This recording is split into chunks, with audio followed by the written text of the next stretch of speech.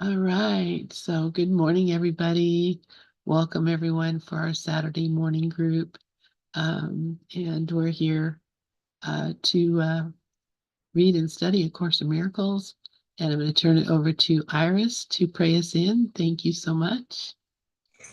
Good morning, Lynn. Good morning, all. I'm going to pray us in.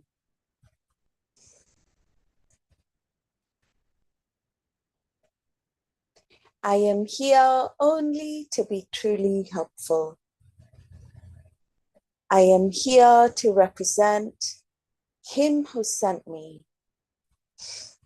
I do not have to worry about what to say or what to do, because He who sent me will direct me. I am content to be wherever He wishes, knowing He goes there with me. I will be healed as I let Him teach me to heal. Amen.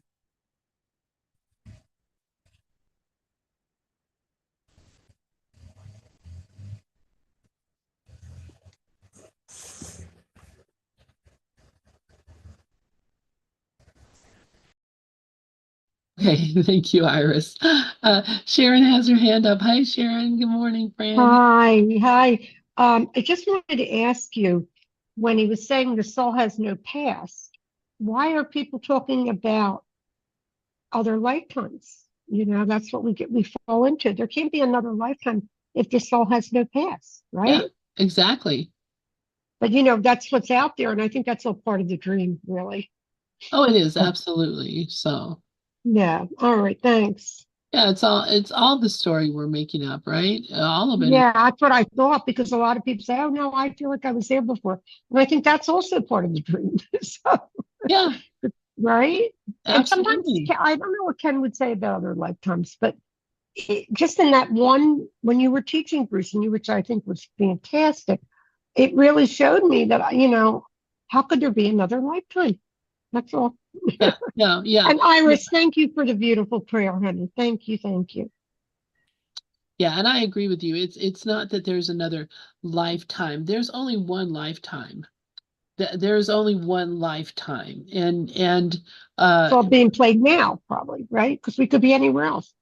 we are everywhere. That's the Yeah. thing. Every lifetime that ever was is here now. Go Right. So ahead, Dove. There's only one life. oh, I know. That's not what I'm saying. She was reading Absence It's the of same thing Felicity. though, Sharon. That's what he's saying. It's life. So it's life. And Right. Because we're not life people as a anyway. Roman soldier, Right. life as a mother, life as a cow or a horse, life as a tree. It's You know the it's guy all you the same. follow, the guy that you follow, I forget his name, and I liked him too. He has all these courses, and he talks about that we've been here before, and we could have another lifetime to learn more things. Do you remember who it is, though? Yeah, but Rob Schwartz? Yeah, the word lifetime includes the word time. Time is a construct. It's a construct, like a mental hallucination right, kind of thing, where you believe that time is real. But time is the vast illusion right out of the course. In other words, right. illusion. So Richard Schwartz is teaching that, he's teaching that as part of like because there could be another projection of Dove, Lynn, Sharon, right, somewhere else Well, because think we don't. about this, Sharon. We're just reading that book, Absence from Felicity. And I don't know if you've read that book or if you've been with I us. have it. No, I do, but Okay. All right. I love the book, but it's dense, so you got to take your Okay. time with it. Okay. And all right, let me just say something about it. Okay. If you read the first part of that book, you are reading story after story after story after Right. story Yeah. of Helen's lifetimes as priestesses, as uh, her past. There are lifetimes that Helen experiences in this lifetime now. In Right. dreams and in visions, she experiences those lifetimes as Hmm. if, and so even though she said she did not believe in reincarnation, but she remembered having all these experiences. Why is that? It's not because we go from one to another to another to another. It's because we are in all the time. Oh, I We're love in that. all Okay. those lifetimes all Right. the time. Every story that ever was made up, when we had that tiny mad idea, think about this, okay? Stop and listen.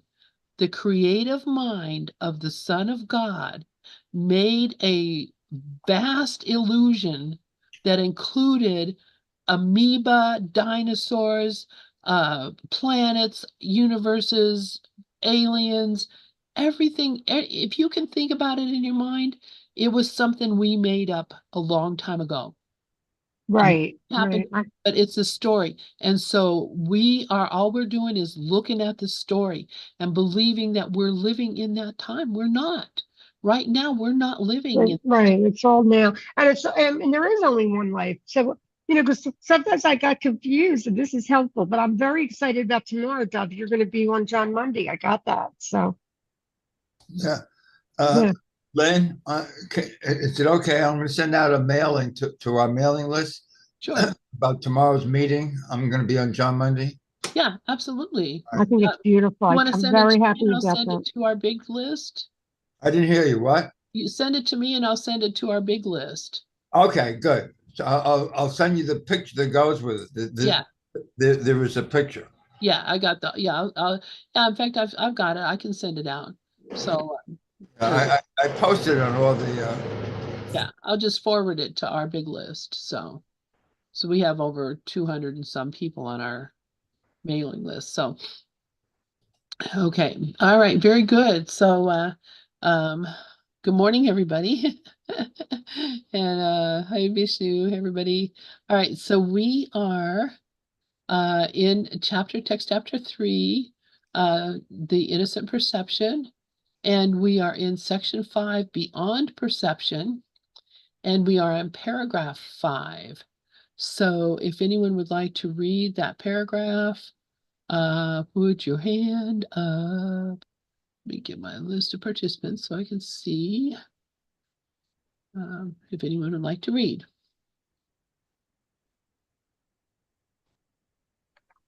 I can read. You go ahead. Oh, okay. I'll read. Yay, Yeah. Vishnu. Okay. Chapter 3, The Innocent Perception, Beyond Perception. Number 5, knowing is not open to interpretation. You may try to interpret meaning, but this is always open to error because it refers to the perception of meaning. Such incongruities are the result of attempts to regard yourself as separated and unseparated at the same time. Yeah, that makes sense. It is impossible to make so fundamental a confusion without increasing your overall confusion still further. Your mind may have become very ingenuous, but as always happens when method and content are separated, it is utilized in a futile attempt to escape from an inescapable impasse. It's kind of like wordy, but I think what it's saying is that um, no matter what you try to do, you can't separate, or it's impossible to so fundamental confusion without increasing over it. So it makes things more confusing, basically. Knowing is not open to interpretation. So there's knowing and perception, and confusing the two just makes things worse, basically, is what I'm getting so far. Ingenuity is totally divorced from knowledge because knowledge does not require ingenuity or ingenuity. Ingenious thinking is not the truth that shall set you free, but you are free of the need to engage in it when you're willing to let it go. So yeah, I find this a lot happening to me, especially the last few days, just dealing with some business stuff, and asking for guidance, and I find my mind or my ego looking for ways to deal with it or solve it, and then very much to what this paragraph is saying about increasing overall confusion is facilitating between then asking the Holy Spirit for guidance, but letting the ego trying to figure it out. Yeah, it's remarkable for me. It's a remarkable difference when I leave everything to the Holy Spirit, in terms of peace and knowing that that's the right outcome. It may not be the outcome that I want, but when I feel that sense of peace from letting go and from letting that knowledge be come through, it's a massive difference to being ingenuous. Thank you. Thank you, Vishnu. And yeah, it's this is how the ego is always trying to plan things and trying to figure something out. And you have to recognize I don't know, I can't figure anything out. Mickey, please go ahead. Hi, this is a great paragraph to start us out, I think, because it's like the difference between knowledge and belief. When we know something, when we have the knowing of God, when we have a knowing that is so fundamental that it cannot be denied, we know it. But when we have a belief, that's an opinion. A belief is an opinion, and it's born out of all of our perceptions of things, and so it's like trying to build something on quicksand.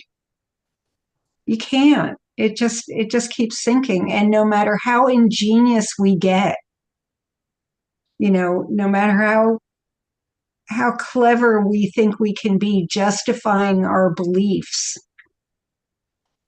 they can't stand because they're not based in knowledge.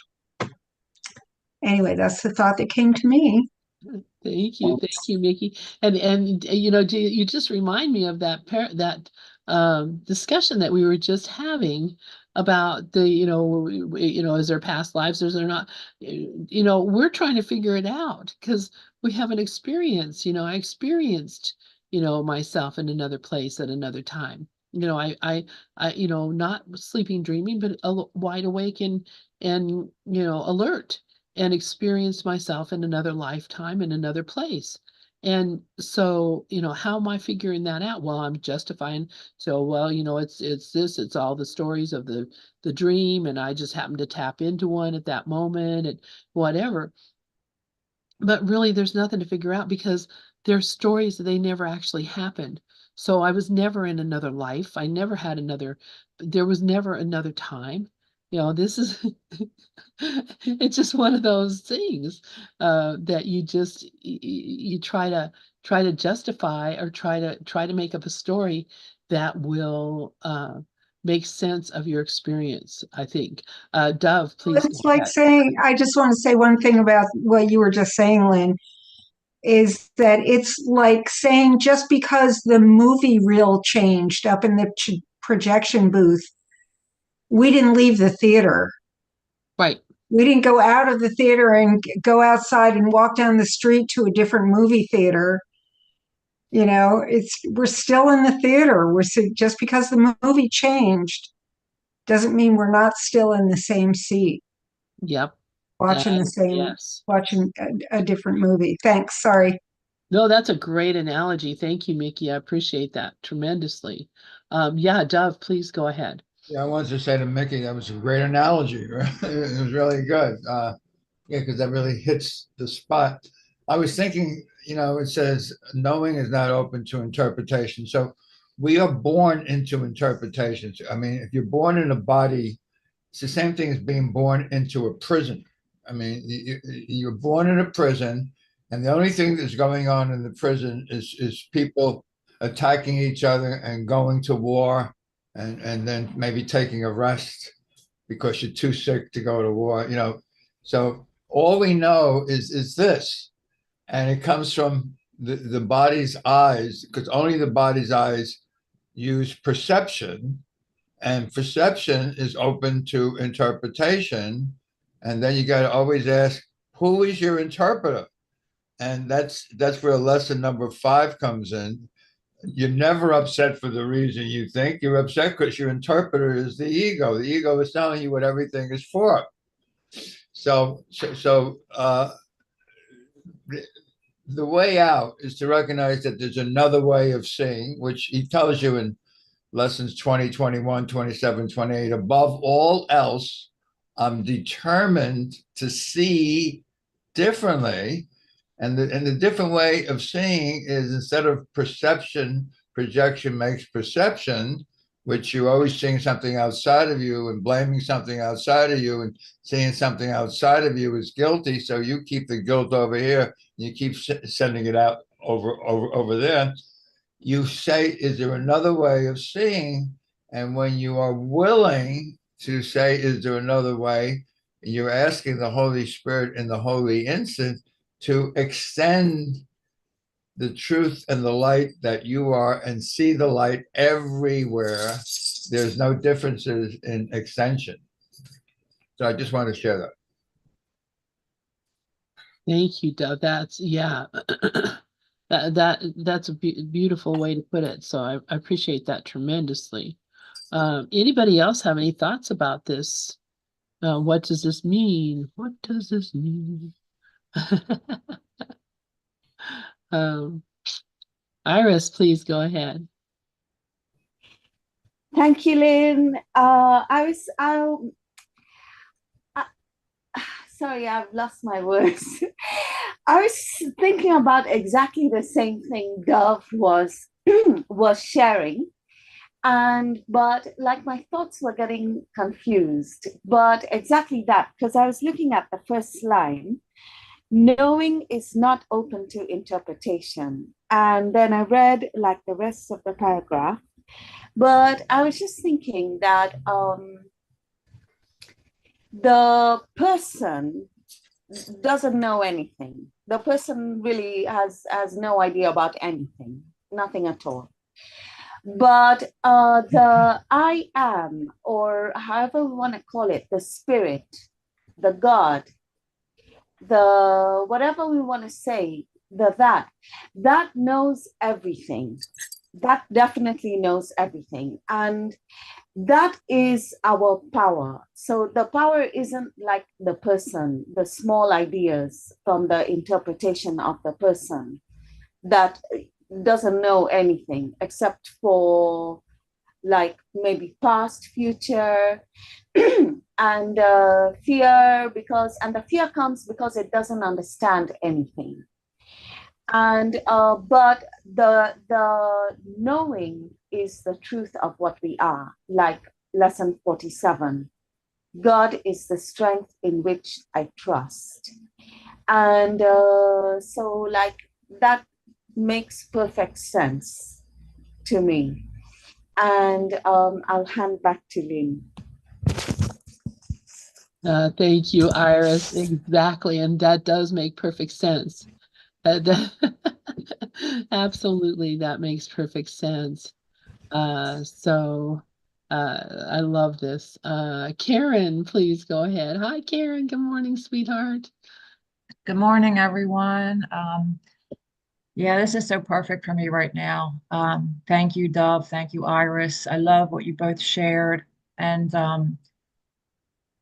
it's definitely extending the light, like Dove said, to everyone and seeing it everywhere, because I did not see it today at all. And it's so easy to forget. It is so easy to forget. And when Iris said, knowing is God is the strength in which I trust. That's the truth, because God, when I remember the truth, I see it everywhere. I see it everywhere. And I see beyond appearances, beyond attitudes, beyond the body.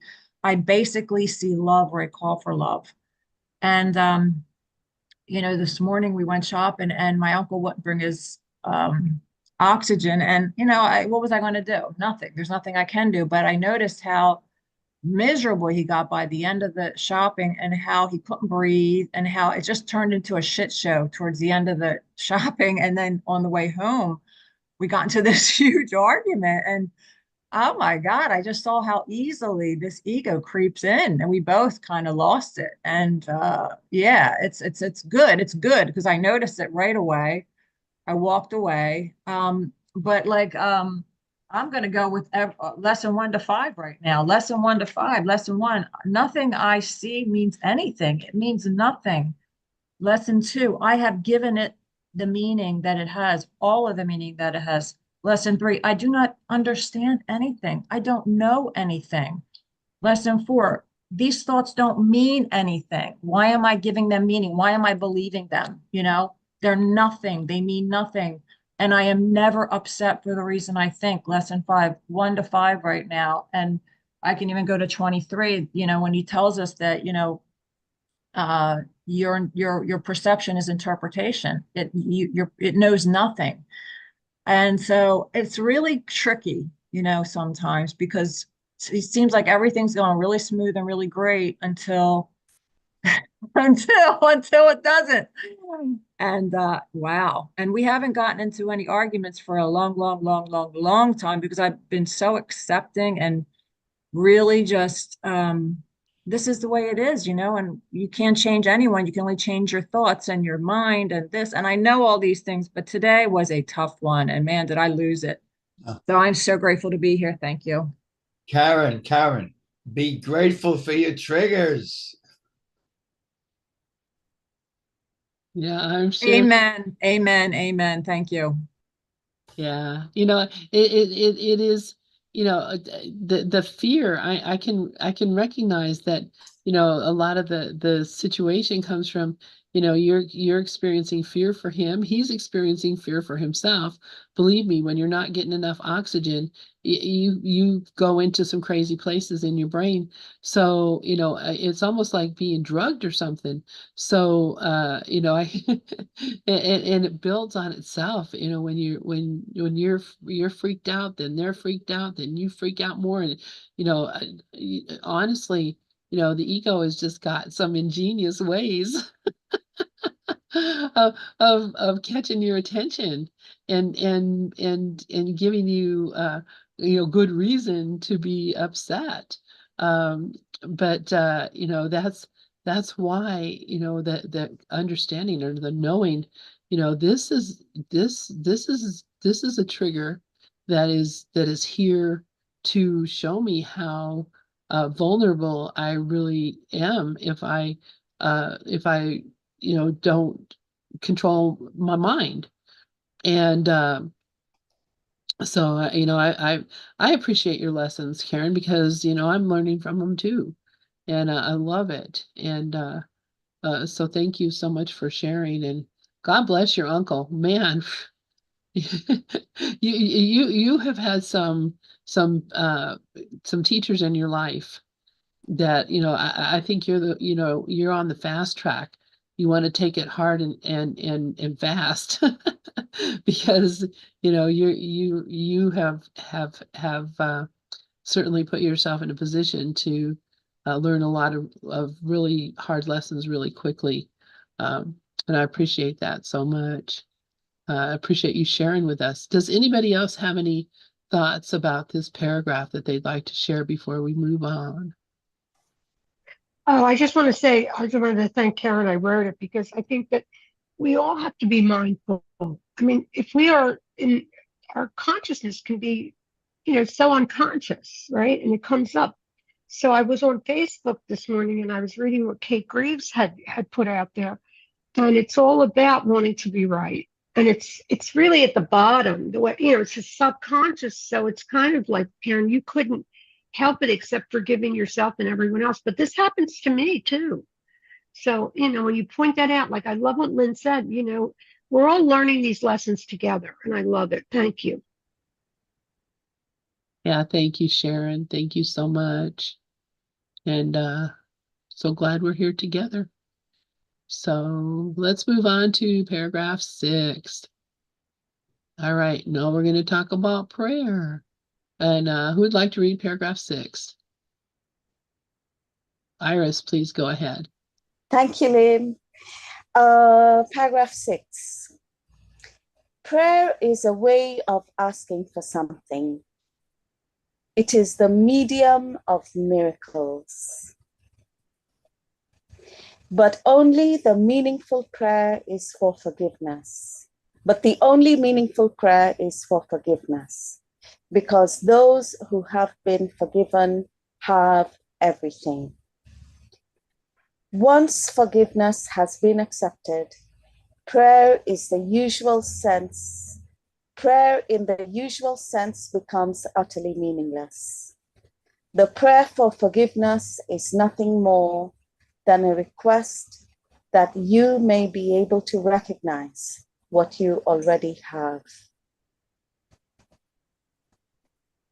In electing perception instead of knowledge, you placed yourself in a position where you could resemble your Father only by perceiving miraculously.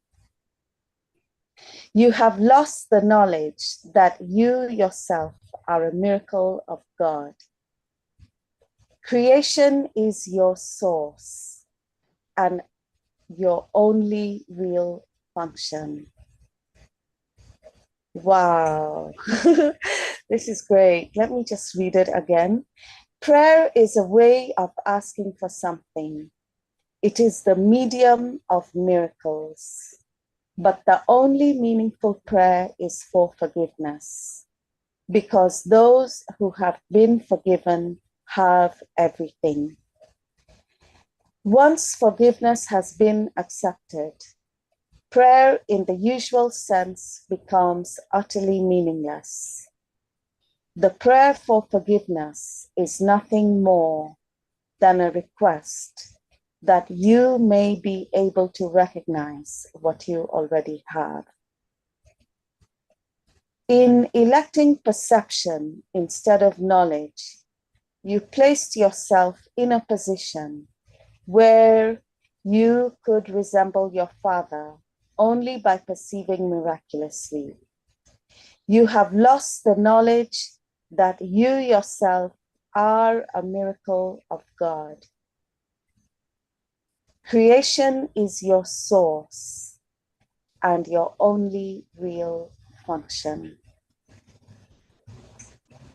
So I love this paragraph. I think it's like, I'm going to mark it to read every day. And I think to me, this means, it gives me the idea that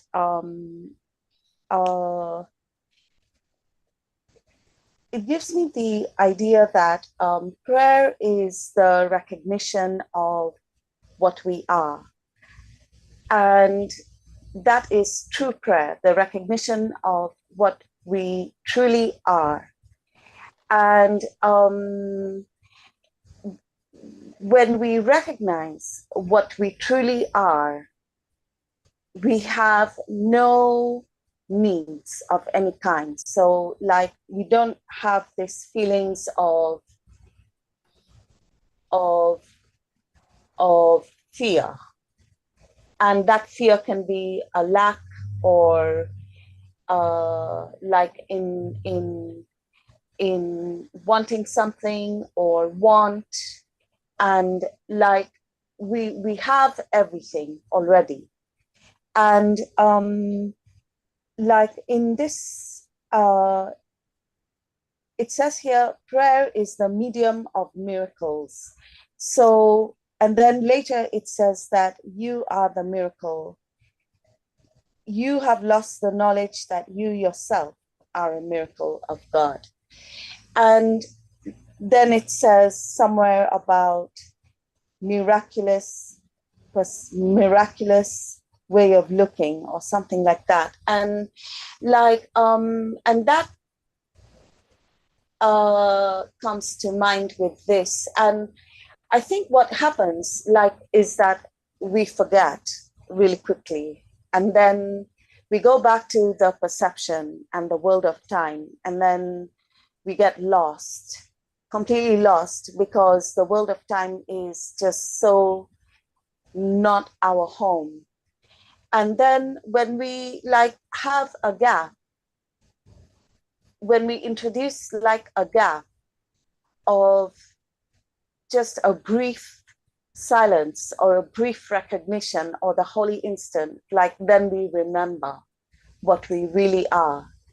And that's when we say, like, I want to see things differently. And that is the same as I just forgive this because it doesn't mean anything, because it's the world of time. And that is really our source of power. And like the last line, it says that creation is your source and your only real function. And really that's what comes to mind. I think it's really like it's like a power paragraph, because it just reminds us to take a step back and recognize what we really are. We are not this limited thing living in time. And handing back to Lynn. Wow. Thank you so much, Iris. Thank you for breaking that down. Thank you for the way that you read this.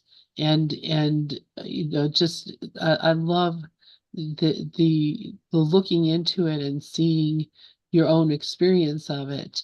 And it really is by entering the presence and being in that's the only election that we have. Speaking of elections, I love it. In electing perception instead of knowledge, you placed yourself in a position where you could resemble your father only by perceiving miraculously. So once we've decided that we want to have perception, we have to perceive miraculously, or we will never actually have the knowledge or remember what we are. This is what we're talking about, remembering the truth of what we are. Karen Parente, my friend, please go ahead. Wow, what a perfect paragraph. And thank you, Iris. I love what you shared. And this is definitely a power paragraph. It is. And I love this, the true prayer, the only meaningful prayer is for forgiveness, because those who have been forgiven have everything. So this is equivalent to the true prayer that we just read in the Song of Prayer, that there really are no needs. And this is what he's saying here is really resonating with me. The prayer for forgiveness is nothing more than a request that you may be able to recognize what you already have. So when I remember the truth of who I am, as God created me as perfect, whole, and complete, I recognize my brother as perfect, and nothing can affect me. No attitude, no argument, no disagreement, nothing, no expectations. I don't want anything to be different. Everything is perfect now, because as Ira said, the holy instant is the only true time that there is. It's only right now. And when I'm in that holy instant, I'm not worrying about the past. I'm not worrying about the future. I know everything is safe right now. And it just brought me to chapter 15, the practicing the holy instant. And he tells us that the necessary condition for the holy instant does not require that you have no thoughts that are not pure, but it does require that you have none that you would keep. So it's not holding on to these, and not only that, but not reacting to them, not reacting to them. And that's what I did today. I reacted, and I didn't react well, and either did he. And then he says that innocence is not of your making. It is given you the instant you would have it. Atonement would not be there if there were no need for it. You will not be able to accept perfect communication as long as you would hide it from yourself. For what you would hide is hidden from you. In your practice, then, try only to be vigilant against deception, and not to protect the thoughts you would keep to yourself. So being vigilant against the ego, not protecting them with projection. And an unforgiving thought protects projection, protecting them, projecting them, and believing it's this outside picture of this guy who's not wearing his oxygen. That is the reason for my upset, which that has nothing to do with my upset. And I love this because it's remembering the truth of who we are and that everything is perfect. We already have everything. And this holy instant is the only time there is. And then when he talks about, perceiving miraculously, that, a miracle is an expression of love. And when I'm perceiving miraculously, I see only love because that's all I want to see. And it might sound, I don't know, whatever. I know that there's words that people say like that's what's the word that they use these days? I don't know what it is. I can't think of the word, but I know that it's true for me. It's absolutely true. And people, oh, you can't think only love. There's love or a call for love. And but it's so true because that's all there is. And this is what this is reminding me of, because when we perceive miraculously, we're perceiving only love. And you yourself are a miracle of God. Creation is your source and your only real function. So our only real function here is to remember the truth of who we are and forgiveness. And this is beautiful. And I'm so happy I'm here because I feel so much better right now after reading this paragraph. Thank you, Iris. Thank you, everyone. Thank you, Karen. I love this. I love this. How wonderful. Oh my gosh. We are here for each other. And I'm just so grateful for that. So grateful. Does anybody else have anything that they would like to share about this paragraph? It really is. I mean, this is incredible. And it just goes right to the heart for me too. So, all right. Well, let's look at paragraph 7. And who would like to read paragraph 7?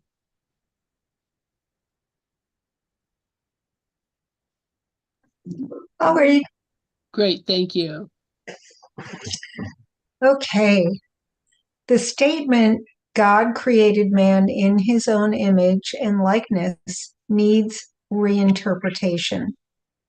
Image can be understood as thought, and likeness as of a like quality.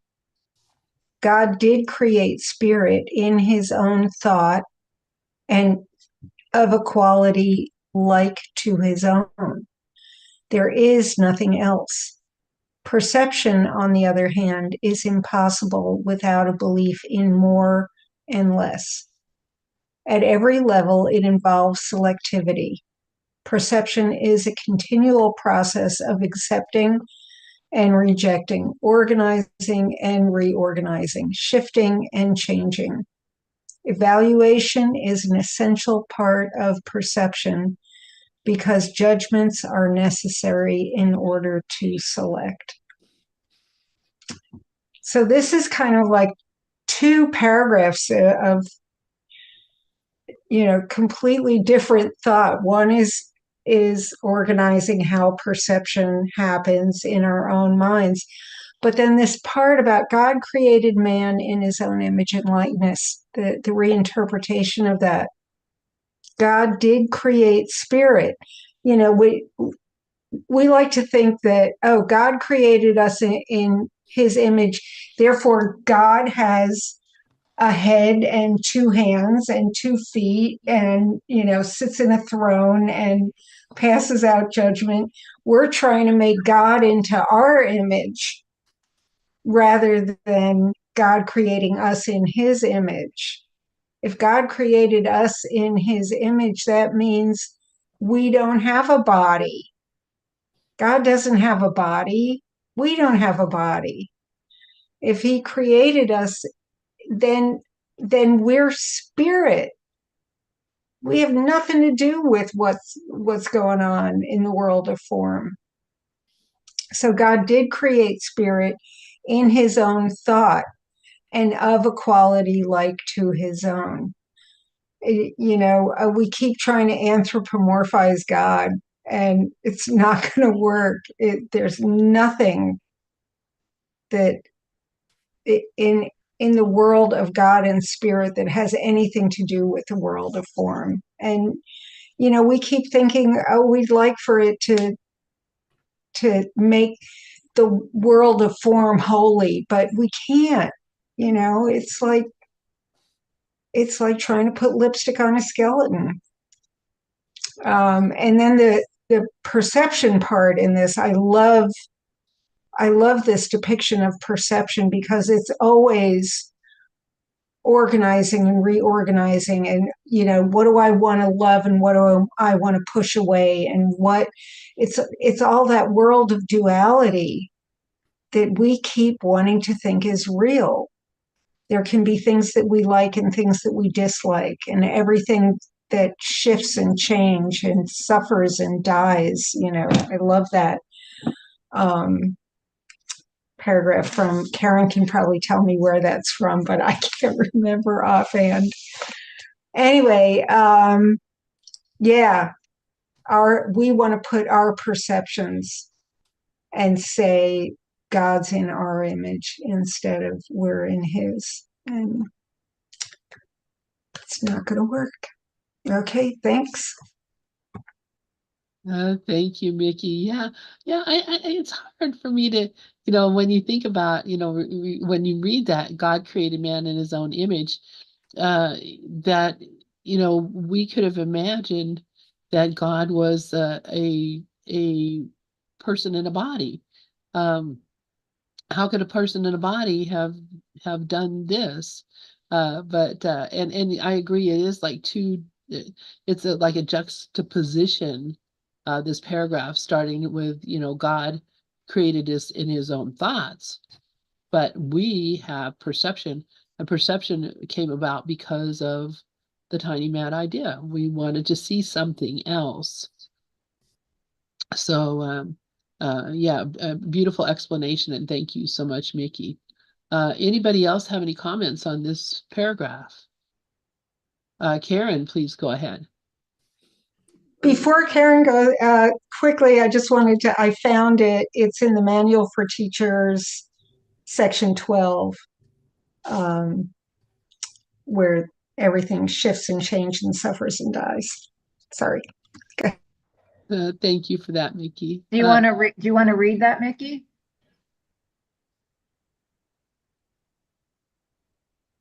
I found it in the search function on the ACIM page, but then, oh, here we go. Got it. Oh, I love this so much. Awareness of dreaming is the real function of God's teachers. They watch the dream figures come and go, shift and change, suffer and die, yet they are not deceived by what they see. They recognize that to behold a dream figure as sick and separate is no more real than to regard it as healthy and beautiful. Unity alone is not a thing of dreams, and it is this God's teachers acknowledge as behind the dream, beyond all seeming, and yet surely theirs. Every time I read that, it brings me to tears. I just love it so much. Thanks. Wow, I'm so glad you read that. I love that too. I love that so much. Gosh, what this reminds me of too, when he talks about perception, is a continual process of accepting and rejecting, organizing and reorganizing, shifting and changing. Evaluation is an essential part of perception because judgments are necessary in order to select. And I'm always reminded of lesson 135 in the very first paragraph. If I defend myself, I am attacked. And this perception is really an attack on ourselves. It's an attack on the truth. It's an attack on Christ's vision. And he tells us here in this first paragraph, if I defend myself, I am attacked. He says that, this defense adds allusions to illusions, thus making correction doubly difficult. And it is this you do when you attempt to plan the future, activate the past, or organize the present as you wish. And how about it, right? I mean, how about it? And can I let all things be exactly as they are? And stop trying to organize things and, organizing the present as I wish, as I think it should be, because this is really this is the meaning of hell. This is the meaning of hell. And when I place the future in the hands of God, past, present, and future are one. And that's all I have to do. That's all we have to do ever is just let it all go and trust that trust would settle every problem now. So I love what you shared, Mickey, and I love this. This whole section is so beautiful, such great sharing, and I'm so grateful to be here. Thank you. Thank you so much, Karen, and thank you. It's such, I love your contributions to these. I'm so grateful that you have a active mind and a great ability to look things up and read us exactly what we need to hear. Sharon, please go ahead. Yeah, I just want to tell Mickey that's my favorite thing in the course, what you read. That's like what drew me to the course. It was like because Mary M. Williamson was my first teacher. I didn't open the book for a couple of years because I didn't even know. And when I spoke to her, she used to have these teleclasses. And that, what you read in the manual, I can see it brings you to tears because it just shows us that there really is nothing going on. These are just these projections or images in our mind. And Karen, what you shared was so helpful. I love it. Thank you. Thank you. Thank you, Sharon. And yeah, we're all getting here. And let's see, Karen says, awareness of dreaming is the real function of God's teachers. Yeah. And to show that we're not an ego, to remember that what we are, remembering ourselves.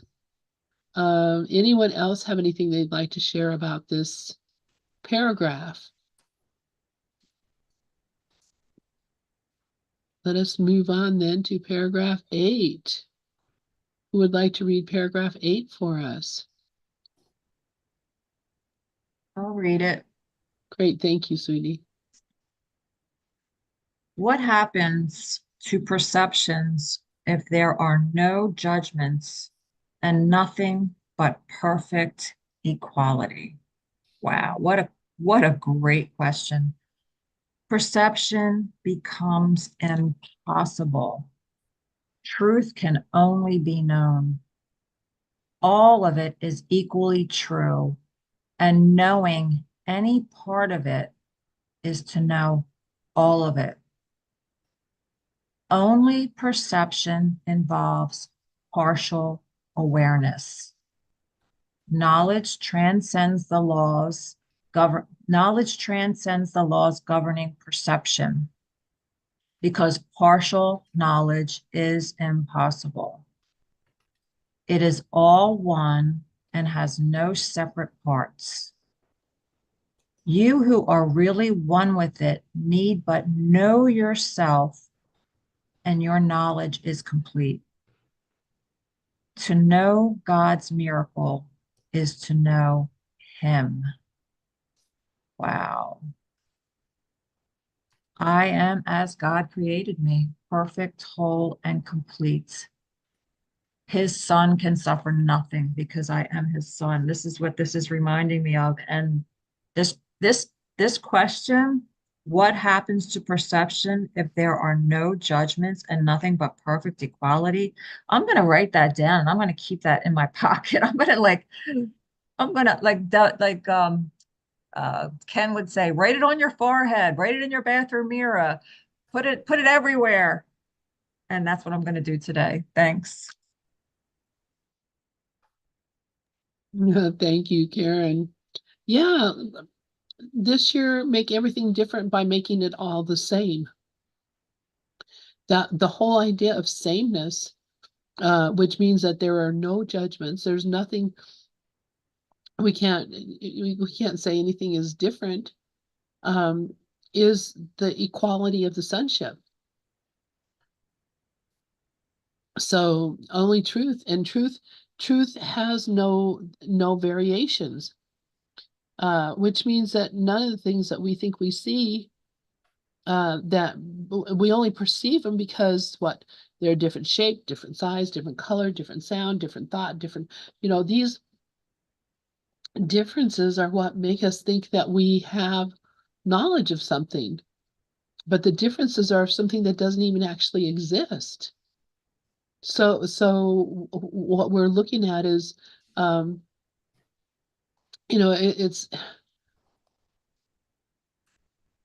it's it's nothing. Karen, please go ahead. Maybe you can explain it better than I can. I'm just kind of blown away by this. No, you're absolutely right on. And this is the only lesson Jesus came to teach. This is like the crux of the course. And he tells us in chapter 8, section 4, in the gift of freedom, which is paragraph 6. In paragraph 6, he says that starting with sentence 7, he says, freedom cannot be learned by tyranny of any kind.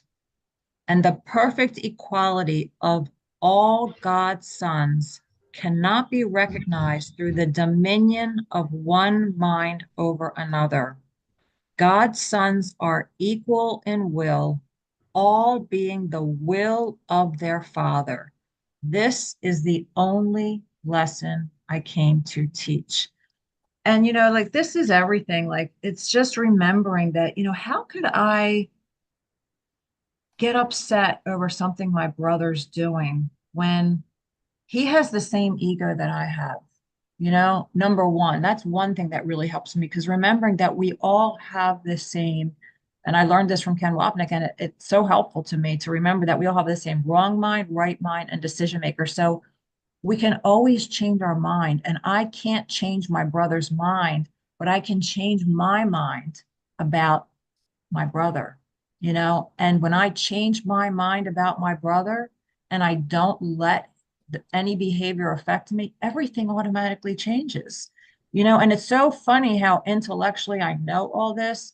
And today I forgot all of it. I forgot it all. When I got triggered, the trigger was, it was such a big trigger that I raised my voice, that I've never raised my voice like the way I raised my voice today. And it was like, even he jumped a little bit. It was crazy. Like it was total. The ego is insane. I mean, it's totally insane. So I'm seeing a projection of my own mind. And it is, thank you, Duff, for reminding me that be grateful for these triggers, because it's really showing me my mistaken beliefs. So I'm really grateful for this. This has been so helpful to me today. I'm so grateful. Thank you for that, Karen. And yeah, it's just, first off, I can see you're wavering between um, uh, guilt and triumph in this, that you're feeling bad and guilty because this happened, but you're recognizing that, you recognize it's happening, and you can do something. And this is how we are. We go back and forth like that. Know that it's all for the purpose of remembering the truth. It's all for the purpose of remembering who I am. And you are, I mean, it's magnificent. And these are the bit by bit by bit, by moment by moment by moment shifts that bring us to the place where we can actually see and noticing, and not again feeling guilty about it, not feeling like you did something wrong or that something went wrong. Everything is perfect just the way it is. So grateful for that too. Iris, please go ahead. Thank you, Lynn. Yeah, I relate to Karen's feelings a lot, because, like, I've had a lot of situations like this year where, like, the thoughts are like going everywhere. Like, the thoughts are going everywhere because of, like, I'm thinking that it's because of some situation, and my thoughts are going everywhere, and it's taken like a really, like, really like a massive act of will to not react. And what I've noticed is that when those thoughts are happening, like whatever it is that's the trigger, like whenever those thoughts are happening, um, I've recognized, I haven't seen it clearly, but I have recognized that they're just like loads of ego thoughts going around and round, and I'm observing it. And then after some time, they go. And like with the releasing technique from Rafi, like I've been releasing like the fear, loads of fear in those thoughts. And then it comes back, and then I'm releasing again. But I have noticed that that is very, very great advice, like not to react, even though they are like just really like it's impossible sometimes not to react, but not to react. And then they will go away, like they do go away. And I do see things differently, maybe not like immediately, which is really what I want, but they do go away. And then like there's this lesson that I always come back to, like I was looking at it again today, and it's lesson 16. I have no neutral thoughts. And like it says many things, but it says here, everything you see is the result of your thoughts.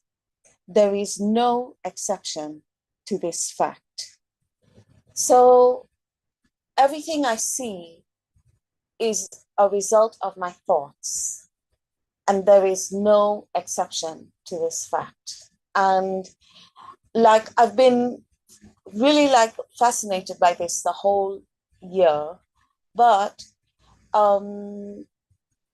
it's really something that I really need to sit with. Everything I see is a result of my thoughts. There is no exception. And I think that's where like the forgiveness comes in. And that's also where I'm choosing, like, okay, right now I'm not capable of choosing the right thought, because there's so many ego thoughts going on at the same time. Like it's really, so the best thing I can do is keep quiet. And like, I just kept quiet, like, and I just let it go, whatever it is. And then now, like, I'm beginning to see a little bit, okay, like the thoughts are coming, but I'm not the thoughts. I'm the one that is observing the thoughts. And the thoughts come, like earlier I had like some thoughts about the future, and then the fear came, and then I realized like, oh, that's what my mind is doing. Like when I'm thinking about past and future, my mind is actually blank. I'm not thinking about anything at all. And then I realized, like, because those thoughts really masquerade as something really, like, really true. Like, you know, the fear about that future thing was masquerading as something really true. And then for 1 second, I noticed, oh, that's what's happening. Like, I'm thinking about past and future. And when my mind is thinking about past and future, I'm not thinking about anything. My mind is actually blank. And so like it's really like, honestly, it's taking like a really very long time to learn even like one lesson, you know, but I think it's just a matter of like keep on practicing and being vigilant that we don't get tricked by these thoughts that come in our mind, because they're very tricky. And I'm just really grateful for, like, because the lessons they I just find like they provide like a roadmap, like how I'm supposed to manage this mind. And I'll hand back to Lynn. Wow, Iris. That's beautiful. Oh my goodness. That is just so very lovely. And what I'm going to do, I'm going to go ahead and stop the share, so because our time is about up. But if anybody would like to say anything, share anything, or I would love to hear it, see it. Put on my camera so y'all can see me. Uh, and again, honest to God, Rafi, I am so glad that you're a part of this group, and that you have no, I mean, obviously you're here. How many people are benefiting from the work that you do, and how beautiful it is that uh, we're all learning from each other in such a great way. Anybody else have anything they'd like to share before we close out? Dove, you're muted. All right, so Brooklyn is not here. So I just want to say, I love us. Okay, and I want to also say tomorrow Dove's on, so I thought everybody should know. Oh, thank you so much, Sharon. Yeah, I Yeah. just want to say all are invited equally to tomorrow. John Monday, Sunday starts at 12 noon. And he and I are just going to look at questions on the Course of Miracles and answer whatever it is that we can with Holy Spirit's help. If you don't know where that is, and the way to get in, John has a website called miraclesmagazine.org. Miracles Magazine. You go there and you can register, and basically it's free. It's free. Although he says if you want to donate, you can, but it's free. So, and I send out email with all the information to everyone. Okay, very good. All right. Hopefully you all Thanks. receive Karen that. left, so we'll just remind her. She left. Okay. Okay. Yeah. All right. So, Oh no, Karen. Oh no, she is here. Where is she? I will miss her. Oh, okay. She's visiting. I don't know where she. No, I thought she. she's definitely there, right there. we're all still here. Yeah. Yeah. Oh, I All don't right. see her on my screen. Okay, there you are, Karen. There Okay. she's waving at you. All right. All right.